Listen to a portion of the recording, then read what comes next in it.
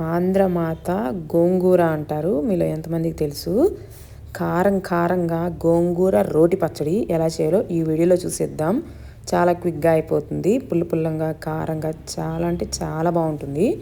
ముందుగా గోంగూర శుభ్రంగా కడిగి పక్కన పెట్టుకోవాలి. ఇప్పుడు ఒక బాండీ తీసుకొని ఆయిల్ వేసుకొని జీలకర్ర, ధనియాలు, కారానికి సరిపడా ఎండుమిర్చి వేసి వేయించి పక్కన పెట్టుకోవాలి. ఇప్పుడు అదే బాండీలో ఇంకొద్దిగా ఆయిల్ వేసి శుభ్రం చేసి పక్కన పెట్టుకున్న గోంగూర వేసుకొని రుచికి సరిపడా ఉప్పు, కొద్దిగా పసుపు వేసి గోంగూర మగ్గి దగ్గర పడేంత వరకు కుక్ చేసుకోవాలి. దీంట్లో వాటర్ ఏం వేయాల్సిన అవసరం లేదు. గోంగూరలోని వాటరే సరిపోతుంది.